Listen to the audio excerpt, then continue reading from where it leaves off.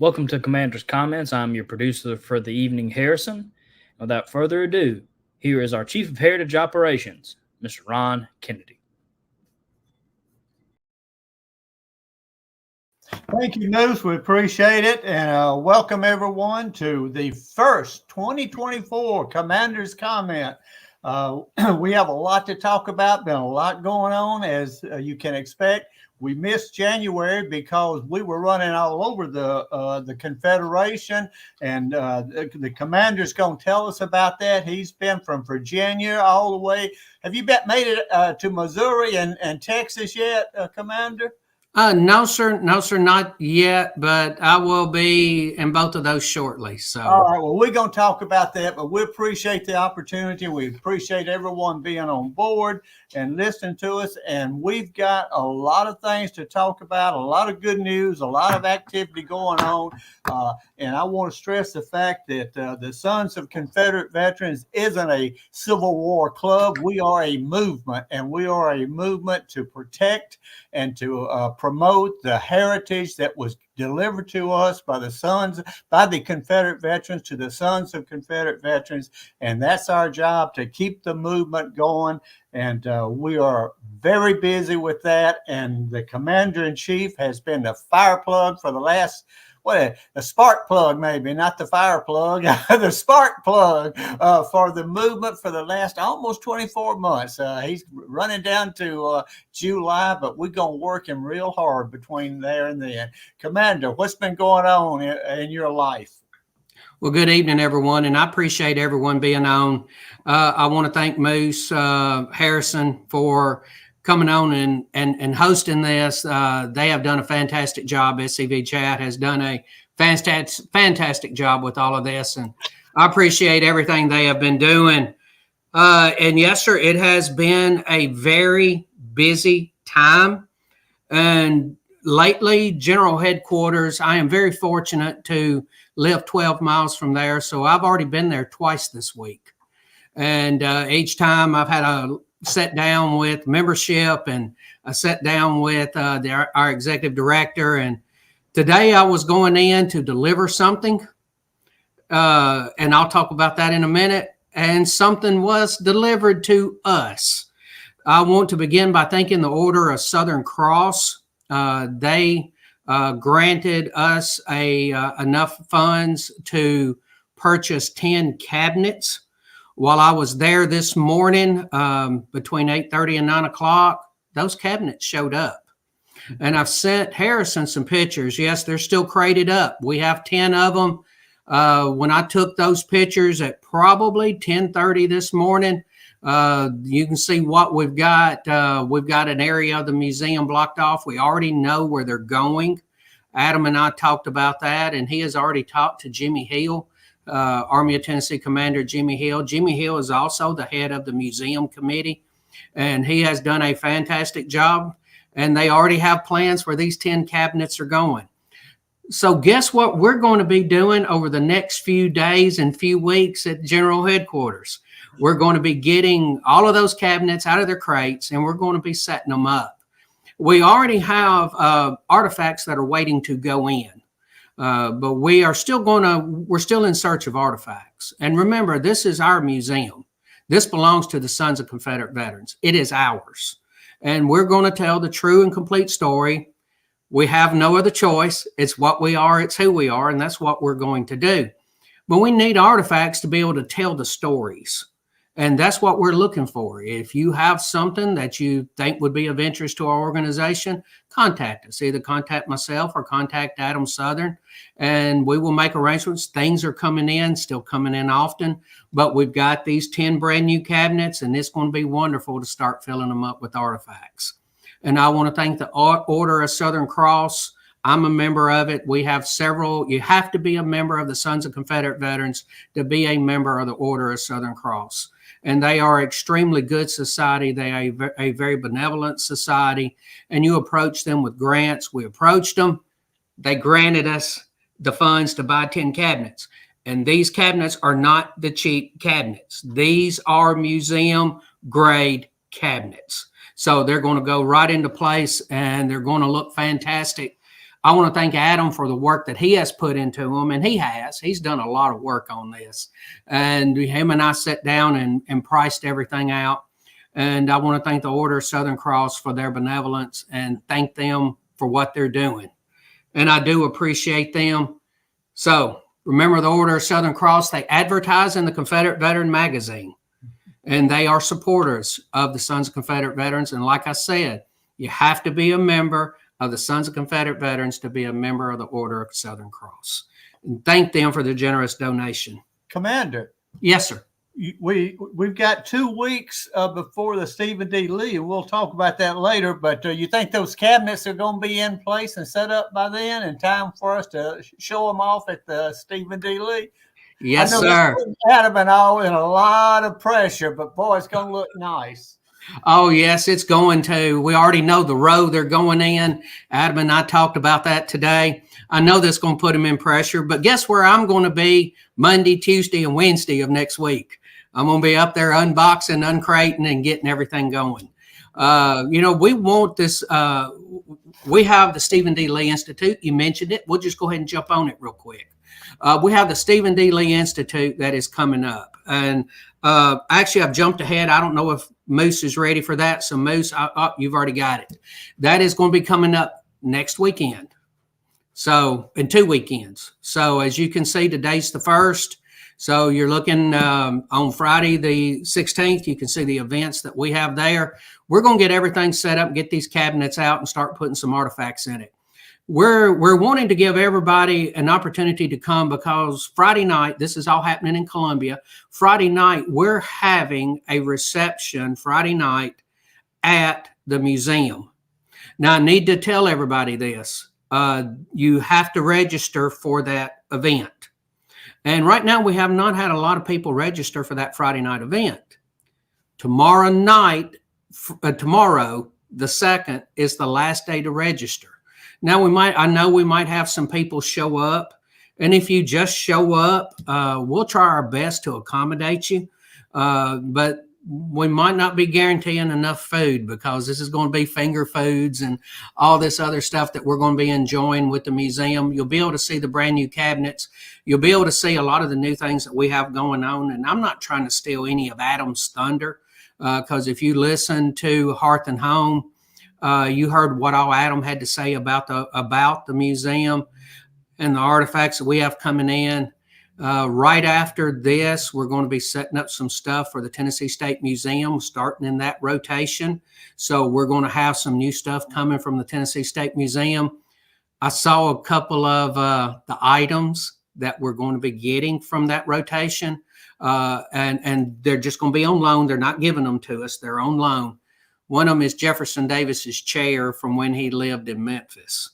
And then we have we have 2 flags to come in that's going to replace the 2 flags we have there. One of them is the 14th Tennessee and another one is the 11th Tennessee. So make sure that y'all come and visit your museum often because it is changing and it is going to be changing a lot over the next handful of months. So make sure that you come and you pay us a visit. Anybody like to add? Would you like to add something to that, Mr. Kennedy? Well, since you're talking about the Stephen D. Lee, why don't we mark that? I had one thing I wanted to say about Go for it. And I'm sorry, this is a little bit of self-promotion, but I want to show everybody that we've got a lot of good speakers. Then they've got me as well, but a lot of good speakers other than me. But Moose, do you have that picture that I sent of the talk that I'll be giving? It's there, yeah.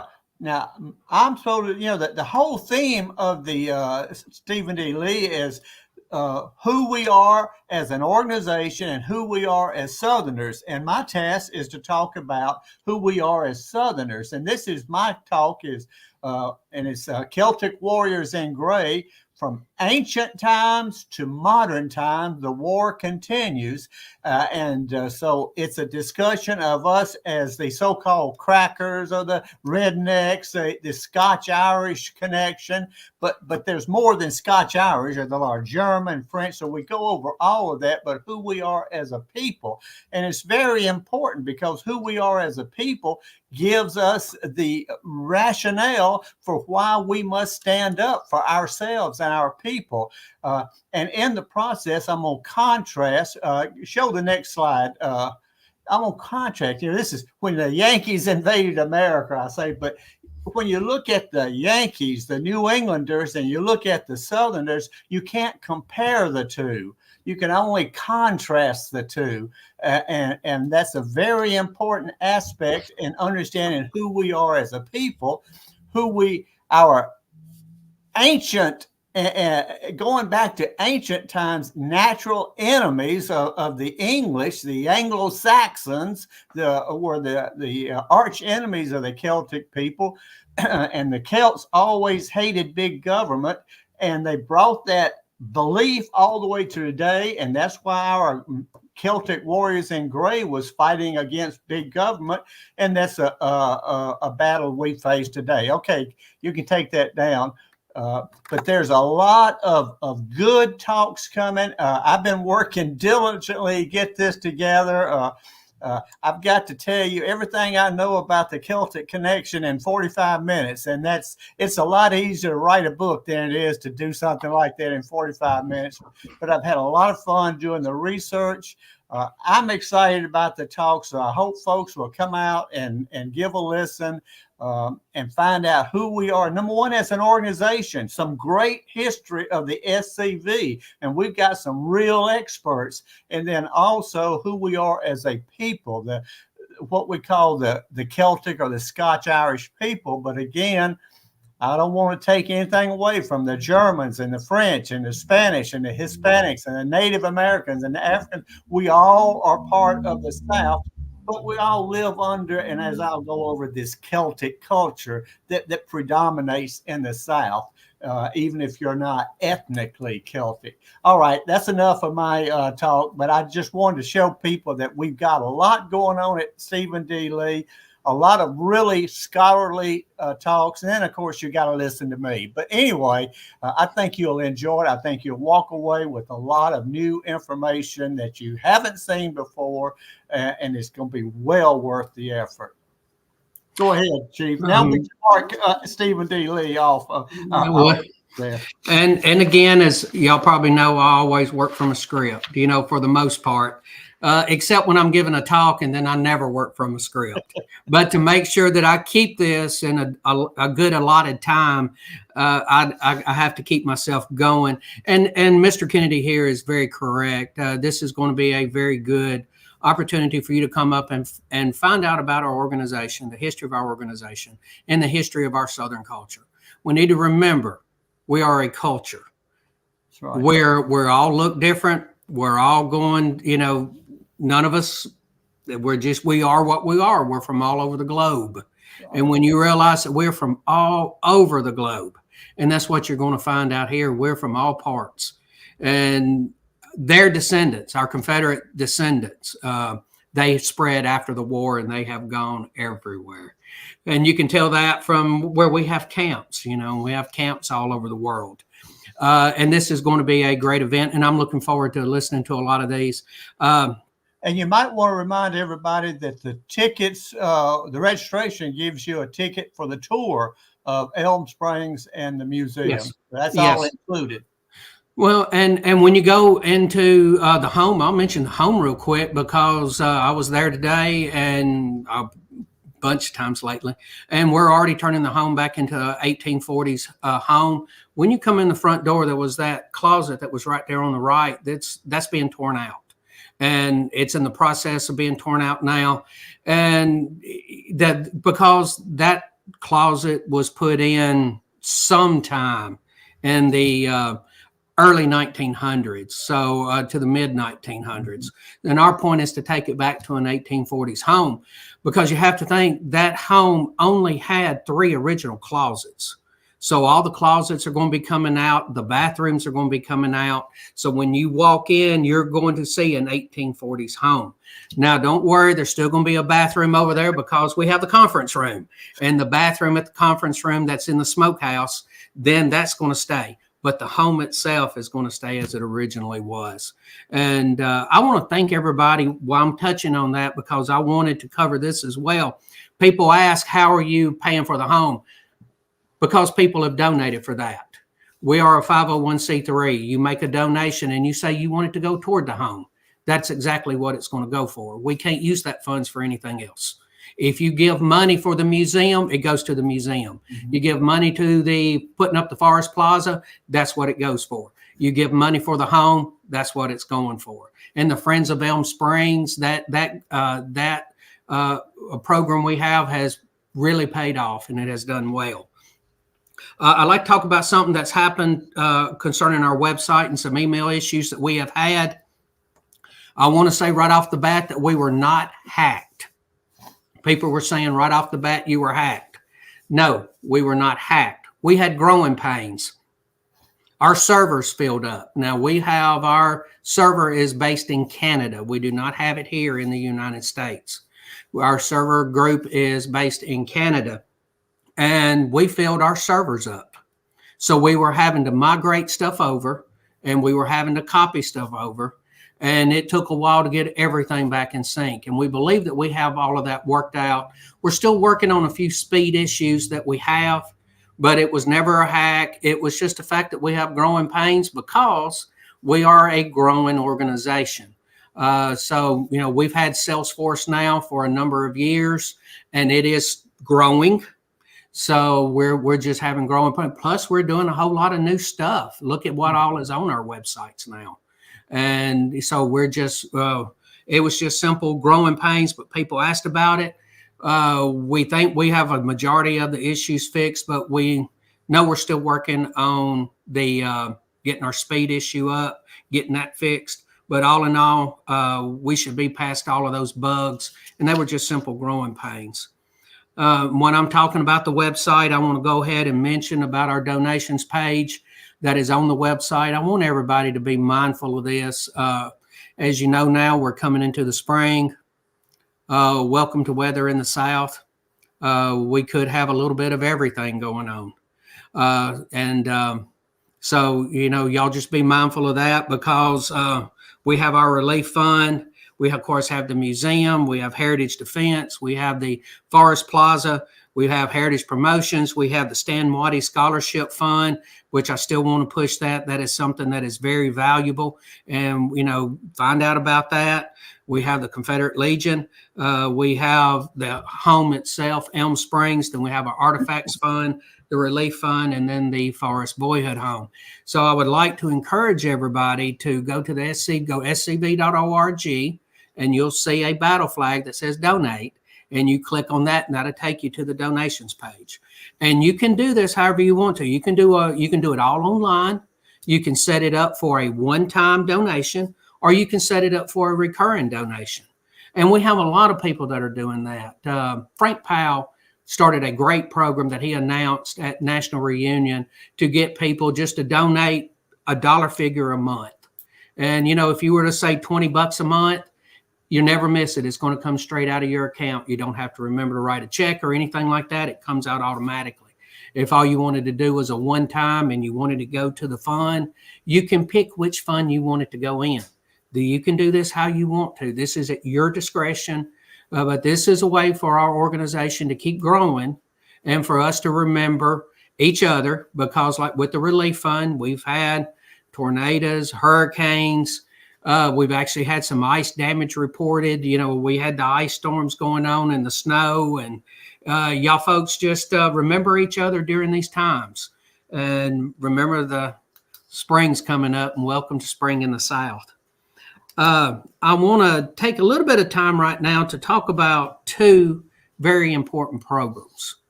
One is the Friends of the SCV.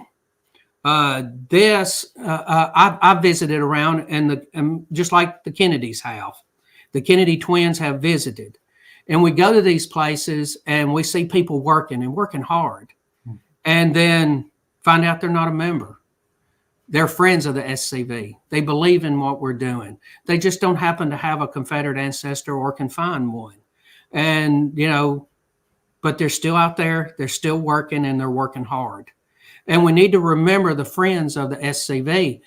There are several camps that I have visited that have friends of the SCV, and they are actually paying the friends of the SCV dues. The camp members are going together and getting the money and paying for that friend to be there, which I think shows just how wonderful a group of people the Sons of Confederate Veterans are.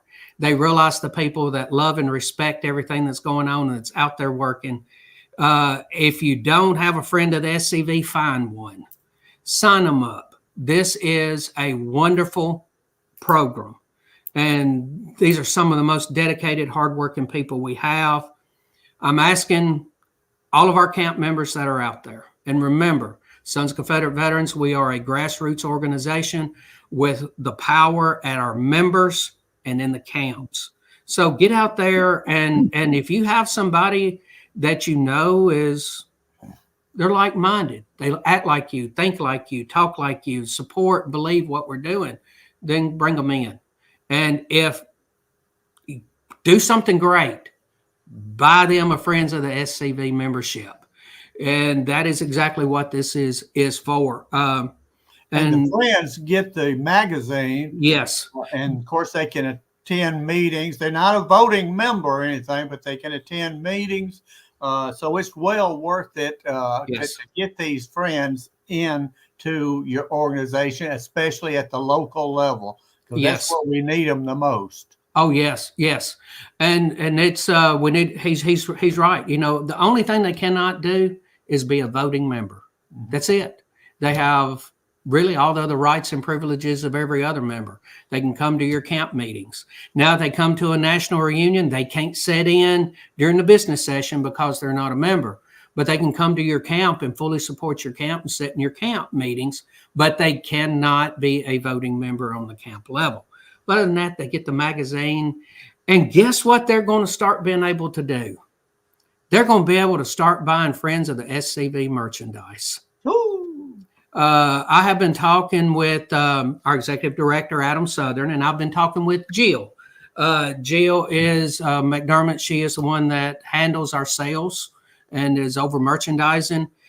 And we already have, all of them get a lapel pin.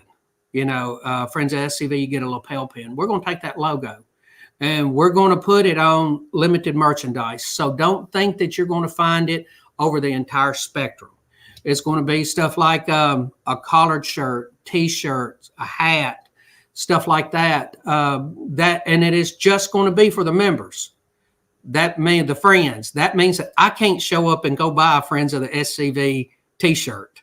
The members themselves, they will, bring their membership card and just order it online and say, I'm a member, here who I am, and you'll be able to buy the Friends of the SCV merchandise. Yes, sir. Let's make sure everybody, when you say they are a member, they're a member of the Friends, not a member of the SCV. Yes, sir.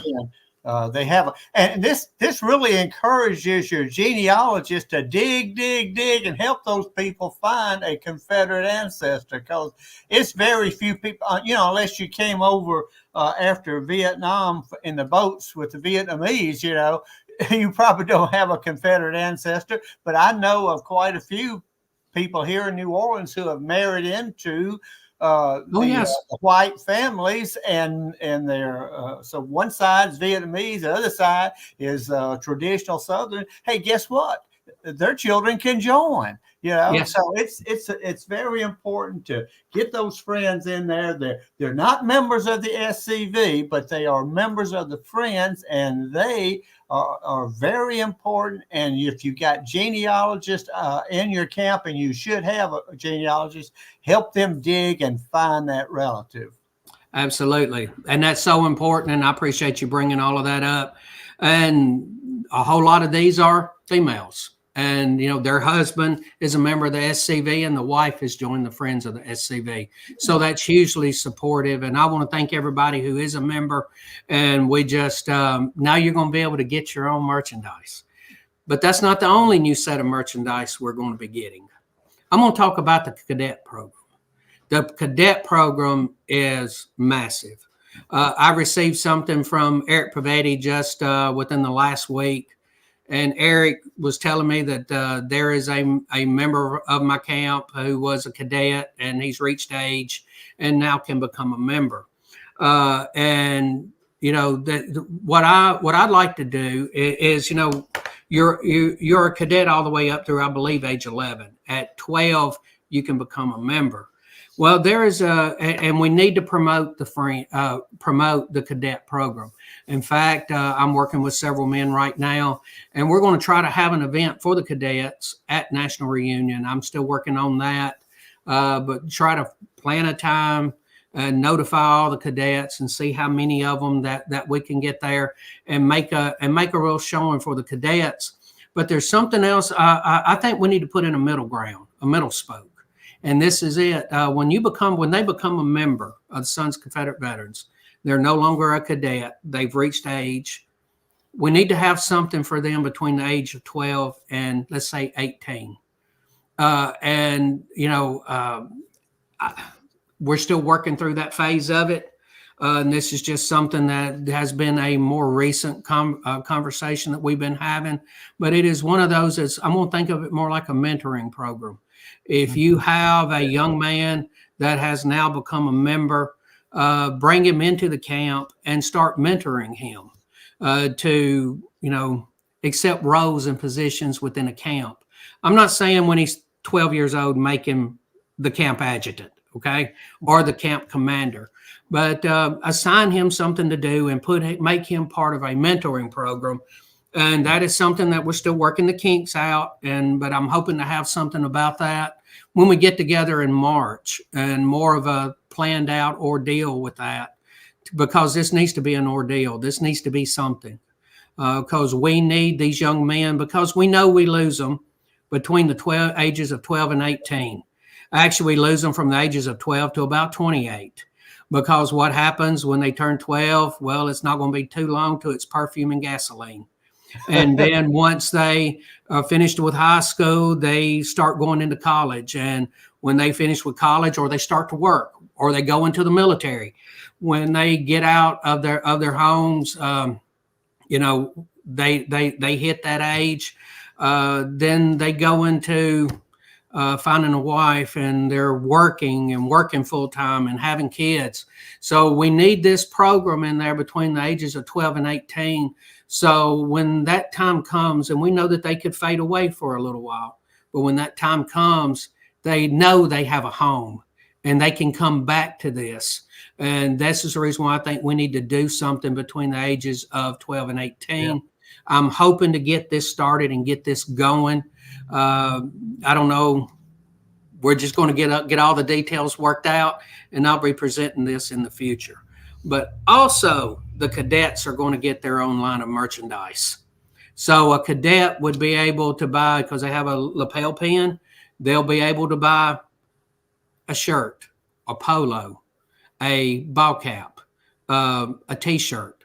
It's not, again, that's not going to be the full catalog, but they're going to have merchandise that is strictly for them. And right now, that's what we're working through right now, is to make sure we've got our logo at a good enough standard that when we start to put it on shirts and T-shirts, that it looks good. And I believe it does, because I've seen the lapel pins. But then find out which merchandise that we think would be better suited, that they would be interested in. So the Friends of the SCV and the cadets are going to start getting their own line of merchandise that they will be able to purchase. And we're working on those details now. Now, one of the reasons why we were not here last month is a few things called Lee Jacksons. And a bunch of them. We had a bunch of them. In fact, during when we would have had Commander's comments going on in January, We both had other obligations. And then when we tried to reschedule it, we weren't going to be able to have it then either because we were traveling to Lexington, Virginia for the big Lee Jackson event up there at Stonewall Jackson's grave. And I just want to thank the Stonewall Brigade for everything that they did. This is not a small task. When somebody puts an event on like this, we all need to thank the people who put it on, because events like this just do not fall out of the sky. Somebody worked on this. Somebody worked hard on this. There were plans being made. The people that were putting this on were having a lot of conversations with each other. And when it come down to the last month and then the last few weeks and the last week, it is, what have we forgotten? What do we need to do? We have to do this here. And the Stonewall Brigade absolutely did a fantastic job. And to be there at Stonewall Jackson's grave. Sir, you go ahead and talk. No, I was going to say, I think we got some photos, Moose, of the Lexington Lee Jackson. I know there's one of the Kennedy twins and the commander. And yeah, well, let's see that. All right.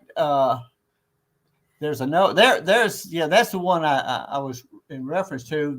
This shows the freezing Louisiana boys who are just barely able to make it way up north. Of course, the Commander-in-Chief over there to the right, he's a Tennessee boy. He's used to snow and ice, but Donald and I are not. But it was a cold day, but we had a great time. And of course, in the middle, there is Tony Griffin, the Virginia Division Commander. So the Stonewall Brigade, the folks in Virginia showed up. It was a great time. Do you have some more, Commander? Did you send any pictures of the no, sir. Event? Okay. So No, it sir. was a great event, and the Stonewall Brigade did a great job. This is not their first time to do it. And I'm really, really excited about it. I was also excited to see that, talking to Tony Griffin, the Virginia commander, that they are going to put those billboards up again, similar to what they did last year. And I told Tony, I said, Commander, if things work out, not this year, because April's coming around too soon, we got too much going on, but next year I want to, hopefully we can talk, and I'm going to make it my plan at the national reunion to go by every Army meeting and at least push the idea of each Army working with their divisions in order to put a South-wide campaign across, because Commander Griffin and the Virginia group, Virginia Division, they put up 10 across for a month across Virginia. Well, imagine if we could do that for, 11, 12, 13, 16 southern states, and then promote it on our social media with pictures and images and sending that to all of our elected officials and other agents of influence in every community thereabout. We could really make a big difference. So I'm excited about that possibility. That's in the future, but we had a great time. Oh, we did. And it was a real honor to be there at Stonewall's grave. It's Stonewall Jackson. Come on. And then to actually be in that parade and to actually come back to there. I saw on social media, and I don't know if we have a picture of it here, but they have done a 200th birthday. There it is. That's it. I wanted to talk to them about that. That is just fantastic. Thank you for showing that, Moose. That's wonderful. That is something that be wonderful if we had them all across the Southland. We know they work. I know there's a lot of people that say, well, they don't. Well, they don't. I can say several times there have been very good successes from these. But, just one for a weekend's not going to do any good. If you flood them for an entire month, then you could very well get some reaction out of it. So but don't just let the billboard be the only thing. That's why every camp, and I told I think I was doing a Lee Jackson up in Tallahassee, Alabama, and I told them, look, you may not have this. If we can pull this off in 2025, you may not have a billboard in your community, But go down to Interstate 85, find one that's there, take that picture, and then come back to your community and email a picture of that to every elected official saying, we're with the Sons of Confederate Veterans. We've got hundreds of these all across the South. We're celebrating our heritage, and we appreciate your supporting us in our effort. And put the little QR code that gives them If Walls Could Talk video. Listen, if every camp did that, my God, that is a multiplier of just one or two billboards. No, it's a multiplier throughout every community. That's enough for Kennedy. I'm sorry. Well, no, you're actually very correct, because what was going through my mind is, in total, we have over 900 camps. But what generally goes in arrears, or what we lose every year, takes us back another 20 or 30. We'll generally, I think the one time last year we had like 886 camps. So, we get up and then we kind of lose a little bit. But if we could just get a portion of those out there, just buying billboards locally, and locally is where it's going to be done. That's where you're going to be able to get your memberships. Remember, the Pensacola camp won the award for the most growth of a camp, and they had billboards. And I think the billboards had a lot to do with it, but that was the Pensacola camp working with the Florida division to make that possible. So I do know that there are successes out there. Now I'm going to ask everybody, if they will, to make sure you get your calendars out, because we're going to talk about upcoming events. We've already mentioned the Stephen D. Lee that's going to be coming up February 16th to 17th. It's going to be right here in Columbia, Tennessee. So you're going to be able to come there, see Elm Springs, and see the museum. The first weekend in March, actually on March the 2nd, is going to be the GEC meeting. Then I want to promote an event called the Alabama Education Conference, which is going to be March 16th in Wetumpka, Alabama, at the Southern Culture Center. And I seem like I've seen those two Kennedy twins there a time or two. They're going to have them there at the Alabama Education Conference as well. The Alabama Education Conference, they've had a little bit of a layoff for a couple of years. It was due to COVID and a few other things, but this is a fantastic event. I attended it for a number of years, and I can tell you, I'm going to be down there March 16th in Wetumpka, Alabama. And I'm going to encourage everybody to come, because this is going to be another great learning opportunity. And you have to educate yourself before you can educate others. So let's educate ourselves. Then we have on April the 6th in Mansfield, Louisiana, the Army of Trans-Mississippi event. Do you want to speak on that, sir? Well, I think we've spoken on it quite a few times already, but remember, good, got the flyer up there. This is part of Commander Boshers, who said last year we went to Stone Mountain and we made it a national thing, although the local people were in charge. But he said he wanted to make this in every army, and I think that's a great idea. And this is the Army of Trans-Mississippi's effort, and it's going to be a celebration of the Battle of Mansfield, which was the last great victory of the Confederacy in the Western Theater. There's plenty of. Will that flyer be available, Moose? Can you link that some way so people, if they want to get more information, they can get that flyer? We're going to see if Moose can link that too, or else put it on your website, Moose, where people can look at it. But Mansfield is just south of Shreveport, Louisiana. It's almost in Texas, not quite. So it's an easy drive over from East Texas, and we always in South Louisiana we say Shreveport's the capital of East Texas. You have more Dallas Cowboy fans up there than you do New Orleans Saints.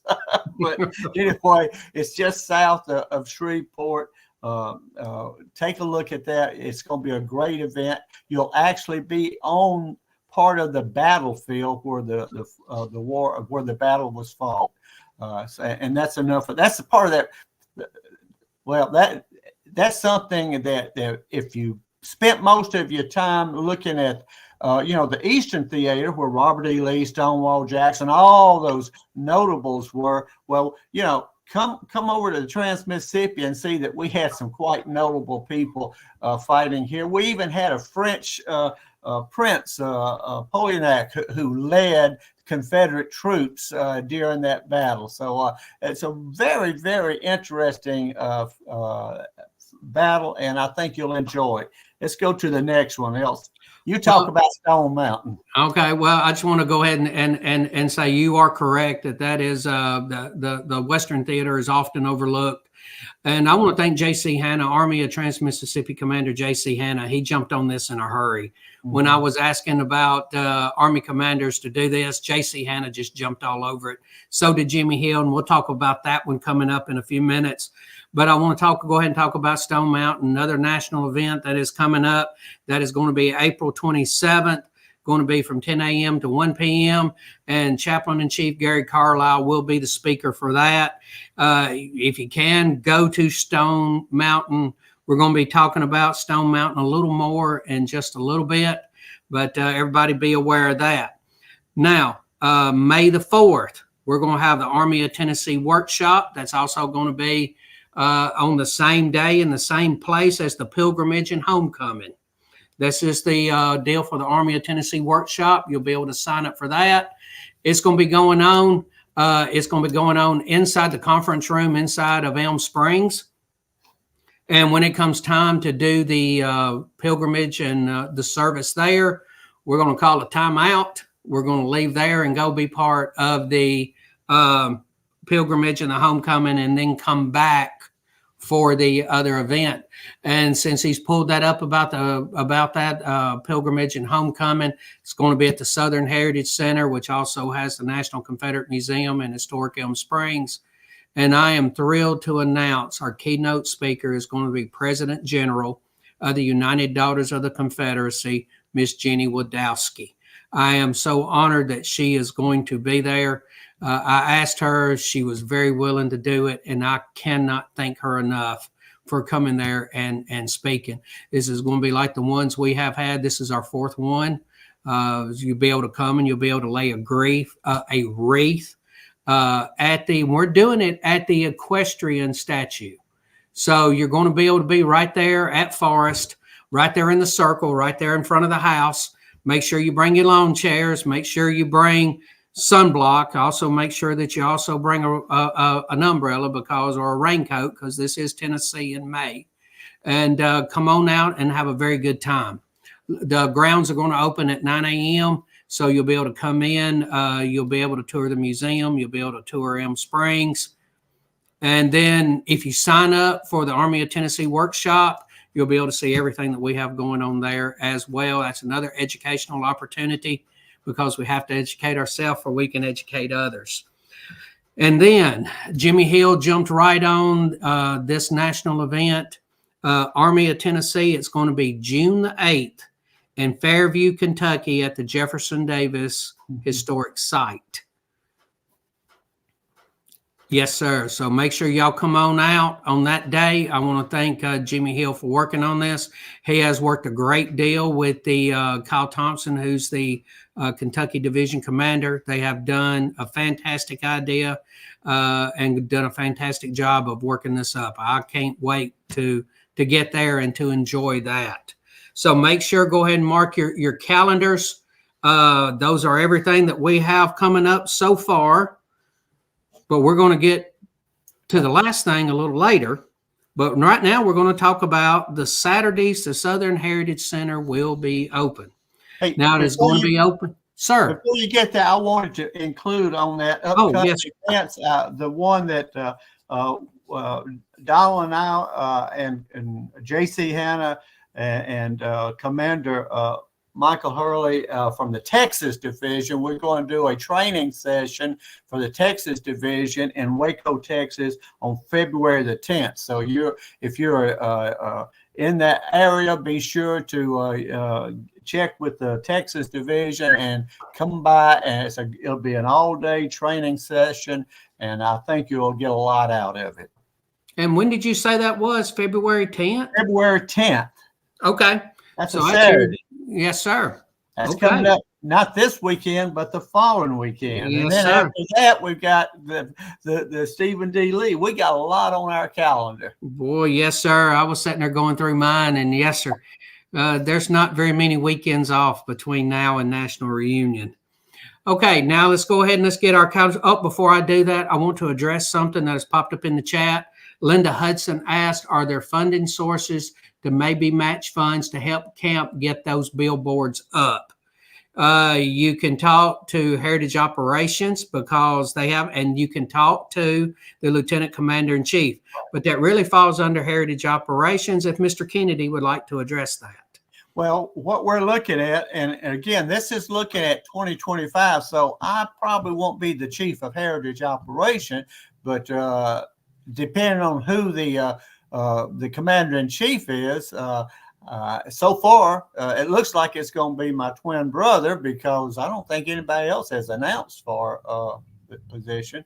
But if he wins the position, if y'all are gracious enough to elect him, he is going to be pushing this, and he's going to be looking to his lieutenant commander-in-chief to help fund it with some of the funds that they have.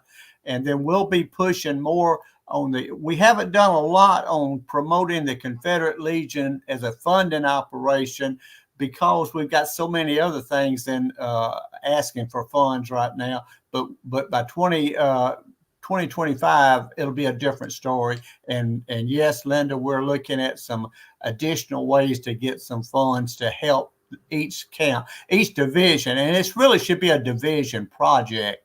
And it's not to say that a camp can't do it themselves, especially some of the larger camps can't do it themselves.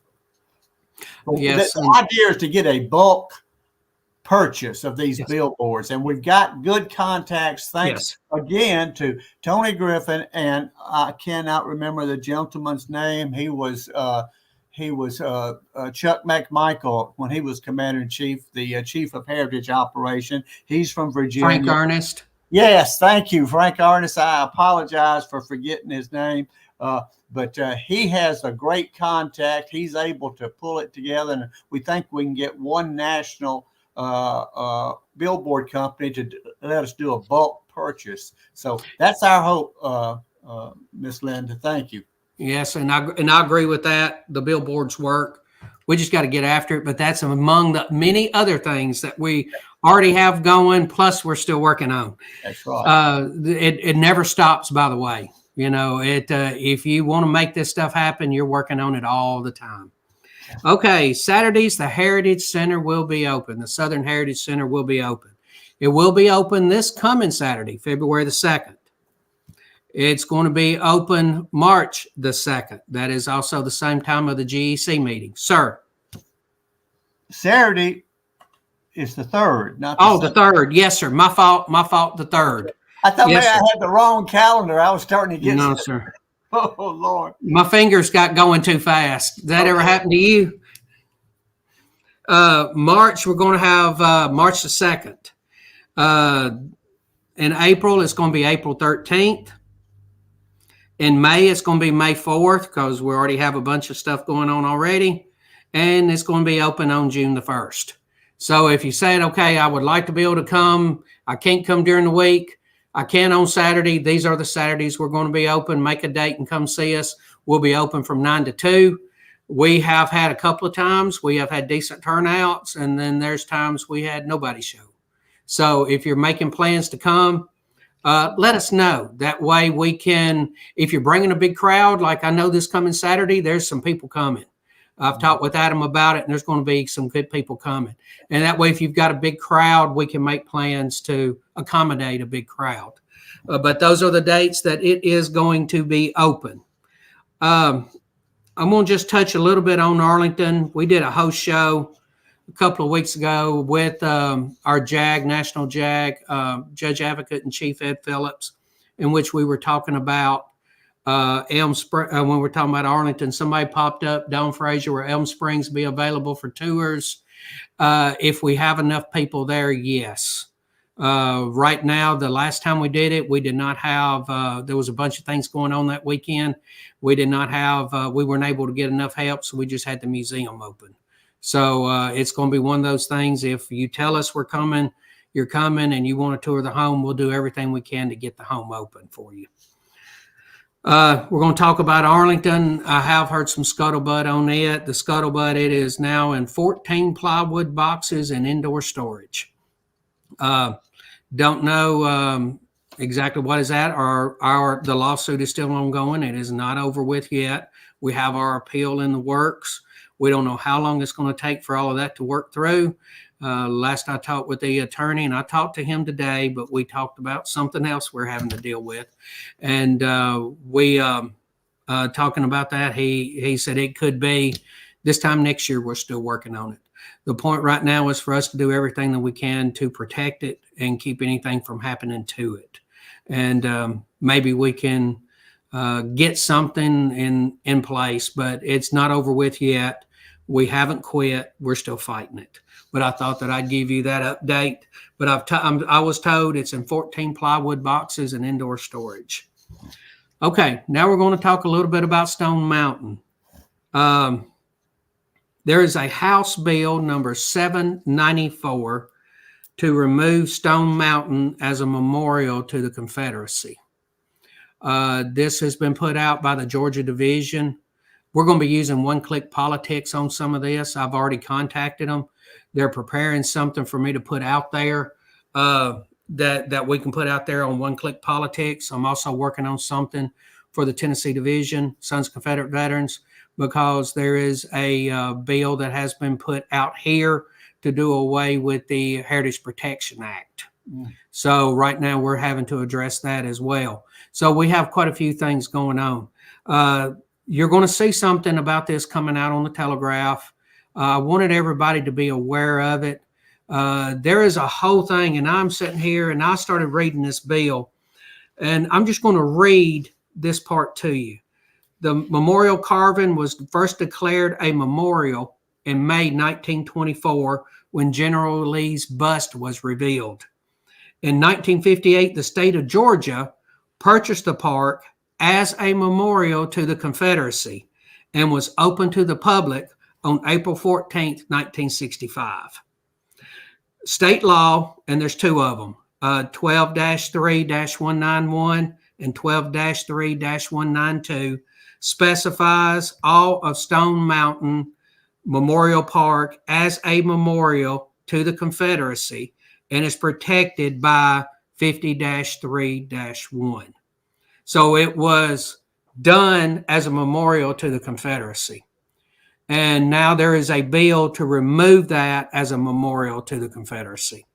And we wanted to make everybody aware of it because we could be asking you to do something for the state of Georgia and for Stone Mountain. Now we know it's going to mostly need to be coming from the Georgia boys and the Georgia ladies, and we know we need it from them. But there's surrounding states. I have been there a number of times. Yes, sir, Mr. Kennedy. I was going to say, yes, it's absolutely a local thing. It's a division thing, but don't forget, that's a memorial to the Confederacy. For instance, the 12th Louisiana fought at the Battle of Peach Creek there in Atlanta. There's probably every Confederate state had soldiers fighting in Georgia. So, you know, if I could send something to the legislature, I'm touting the fact that, look, I'm from Louisiana, but you are trying to remove a monument or a recognition of my people's, the people of Louisiana's blood that we shed defending Georgia. So it is part of our responsibility as a non-Georgian citizen. Now, we don't have primary responsibility. We have secondary responsibility. Primary responsibility belongs to the people of Georgia. Well, and it is something that we need to support Georgia on. Right. And it's something I'm going to do everything I can to sponsor it, to help it, to support them, whatever we need to do with that. Now, Harrison, I sent you a picture of a coin. Actually, a front and back of a coin. Are you still there? There it is.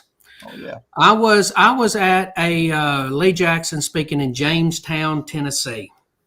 And this gentleman, and I was very lucky. I'm very fortunate. I consider myself blessed. This gentleman by the name of Derek Glover.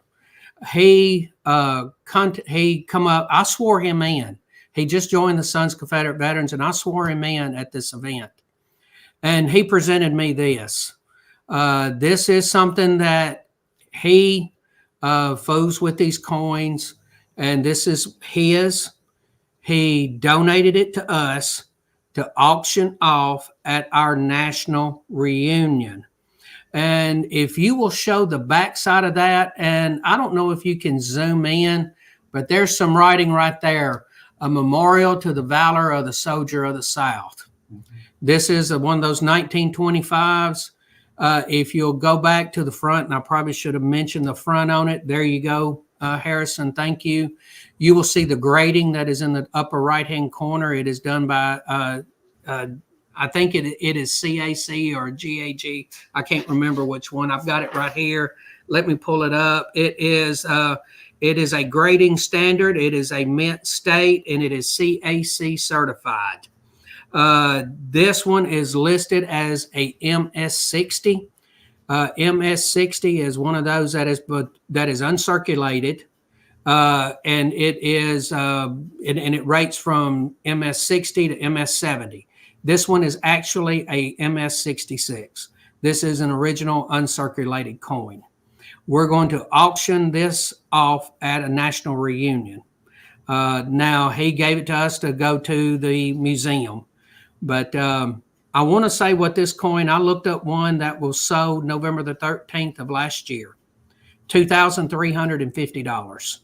Most of these silver coins that you see, they were circulated. This was one of those that is uncirculated. And I want to thank this brand new member. Remember, I just swore him in this past Saturday. His name is Derek Glover. He is with the Softly Camp up in Jamestown, Tennessee.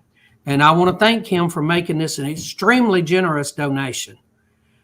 But when I saw this was going on concerning Stone Mountain, and he laid that coin in my hand, and I turned it over, and it said memorial to the valor of the soldier of the South. And then you read that this was a memorial, and it was created as a memorial to the men of the South. I think we have an obligation to do everything we need to do to protect all of this. And I just want to thank Derek for his very generous donation. So everybody be prepared to hear something concerning Stone Mountain coming out on the Telegraph, coming out soon. Okay, has the removing of the tax exemption of the UDC in Virginia legislation been brought up? We have not brought it up during this conversation, but I am aware of it. I've just spoken briefly with an attorney about it. I have not spoken to the United Daughters of the Confederacy about it, so I'm not going to comment on it. I am aware that there are two bills in Virginia that is, and these are just for Virginia. They're not for the federal. This is not federal level. This is state level. And these bills would remove the 501c3 status of the Virginia Division United Daughters of the Confederacy. And I'm not at liberty to comment about it because I have not spoken with anyone from the UDC about it, but I am aware of it. And this is one of those thresholds. You know, when this door opens and they step through this threshold, what's next? That is some of the things that you see right now. Like, it was kind of funny to me, and it wasn't funny because it was tragic, but I had to laugh. We've already had a freshman Democrat after Arlington come down, a freshman Democrat to put out that Statue of Liberty needs to be taken down because of its bigoted immigration. So this is what we're facing. And just as long as we're all aware of it and are not surprised about it, but we also need to be prepared for it. And this is another one of those threshold things that we need to be really stepping up and be monitoring and be well aware of. And like I said, I cannot comment about the status of it. I have not talked to the United Daughters of the Confederacy about this at all, but I am aware of it. I'm going to talk a little bit about the SCV National Reunion coming up in Charleston, South Carolina. We do realize it's going to be July 16th through 21st. The latest information I have is the host hotel is full on Thursday and Friday night. There are a few rooms left for Tuesday, Wednesday, and Saturday. The Saturday night harbor cruise has a little bit of room left. So if you want to do the harbor cruise on Saturday night, you might want to go ahead and get signed up for it, because by the time you get this information and you decide to do it in a week, it might be all gone. And all of that harbor trip is going to be narrated by one of the local historians. The Overflow Hotel is the Radisson. It's about a mile away, and it will honor the SCV code at $149 a night. However, hey, and I see Derek has commented in on it. Y'all, that's Derek Glover. He's the one that just commented about that coin. $2,350. That's the Derek Glover that has donated that coin. Thank you, Derek. Thank you, Derek. Yes, sir. Thank you. And the what I am hearing right now is the Radisson is full. So you probably gonna have to start looking for another hotel. We'll be talking more about that coming up very shortly. Won't be tonight, but might be over the next little bit. And the tours are still booking up. If you're wanting to do any of that, folks, you might as well go ahead and get it in, because none of these places, all this, they're expecting it to be full. So make sure that you do that. There's also something very special has come up. On Friday, July 19th, this is during our national reunion. It is the 125th anniversary of the UDC Museum at the Market. And it is going to be open for free to all visitors who use the code SCV. So make sure you take your SCV membership card with you. And make sure that on that Friday, the 19th, I'm going to go.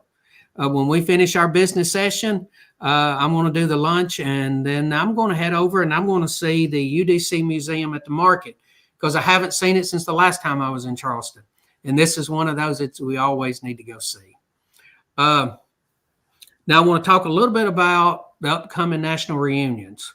We're going to start hearing a lot over the next little bit about the next one, which is going to be in Texas.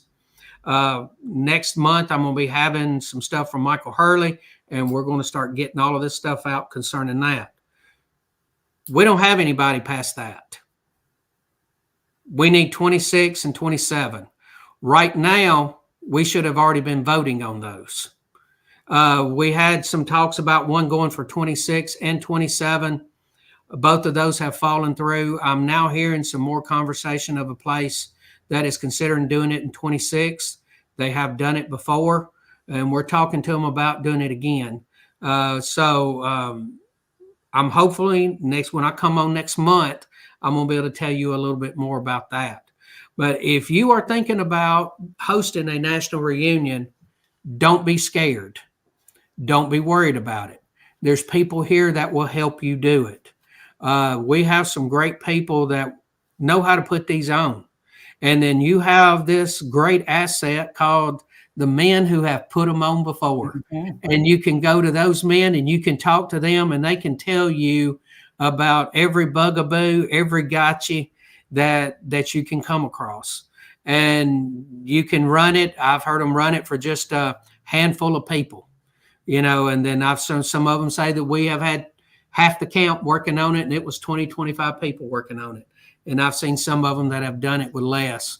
I've been part of putting on the national reunion. I was part of the 2012 in Murfreesboro. And, that was a wonderful event to be behind the scenes working on that. And if you haven't done one, you might want to really consider stepping up. It is a great opportunity to showcase yourself, to push your camp, and to get people coming to your area.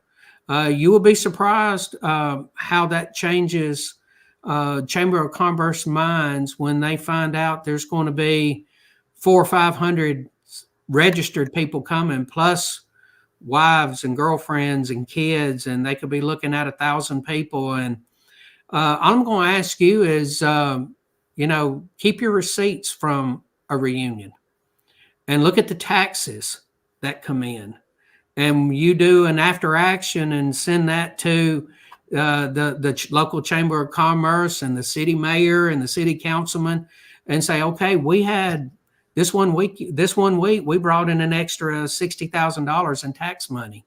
That will get you a lot of help, or people just helping you in little ways that they can. But as far as getting the scenes done, the stuff done behind the scenes, you've got plenty of people that will step up and help you. So if you're looking at doing one, please step up. We need you out there doing them, guys. Mr. Kennedy, is there something you'd like to talk about? Well, we're right down at the end of the program. We're just a few minutes over time. I like to keep us on time, but I do want to end up, because thank you for mentioning the fact that there are even rumors now of wanting to get rid of the Statue of Liberty. Of course, they've been after Columbus and Lewis and Clark, Teddy Roosevelt, John Wayne, you name it. These people are at war with Western Christian civilization. We are the Bible Belt. We should be the backbone standing up for it. But something I saw on I try not to watch the news because it's so depressing, but there's something I saw on the news this week that if you don't think we're in trouble in America, this will show it to you. People have pulled down our monuments. They've torn them down. There's pictures of them doing it. No crime, no arrest made. As a matter of fact, many of the officials, the elected officials, supported it. But there was a man in Iowa that destroyed or damaged a monument in the Iowa Capitol. And I don't know why this monument was in the capital of Iowa, but he's being charged with a hate crime. Now, think of all of our monuments that was destroyed, and no one has been charged with a hate crime. And I'm going to show you a picture. I don't know if you can pick this up or not. That's the monument that was in the state capitol. Do you know what that is? That's the monument to Satan. Yeah, that's a pentagram right behind it. Yep. Now, first of all, what the heck's it doing in a state capitol in a supposedly Christian nation? But nonetheless, I don't agree with destruction of private property. But my point is that some people will, like the January 6th people, they'll get thrown in jail. The BLM rioters who burn down whole city sections, they get no punishment. That's what we're up against. Now, we're up against it, but we can still defeat them because our opinion polls have shown that the majority of the conservative and moderate voters support maintaining our traditional values. So I just want to urge everybody to redouble your effort, keep your camps active. Remember, this is a movement. This isn't a club. This is a movement. Now, we're going to enjoy ourselves. Now, you can't get a bunch of Southerners together if we don't enjoy ourselves and have fun. But it's very important to realize that we are on the battlefront. It's the Bible Belt South. We are on the battlefront in this war to prevent the destruction of Western Christian civilization. And we have run out of time. Commander-in-Chief, do you have anything else you would like to say? No, sir. I agree with everything that you said there. It's just I still go back to this. Our organization, we are a heritage organization. If you read our Constitution, it tells you exactly how we were formed and what we are. Then you read our charge, and you know our charge, and you know what we're supposed to be doing. This all comes down to the local people, grassroots effort. It's somebody here in Tennessee, it's awful hard to help somebody in California. It's awful hard for somebody in California to help somebody in Louisiana. We all have to support each other, and we can support each other. We can talk to each other. We can discuss how we need to do that. And we can support each other. But this comes down to knowing and paying attention. You have to be aware of what's happening in your local. I'm like Mr. Kennedy here. I just as soon not watch regular TV. Yeah. And I just as soon shut my finger in a car door than it is to go out and have to watch the evening news, because that is, there's nothing good that ever comes out of any of this. And, it's, I just think that we need to beware. We have to know. We have to be aware of what's going on locally around us. It's called situational awareness. You should not be surprised at anything that is going on right now.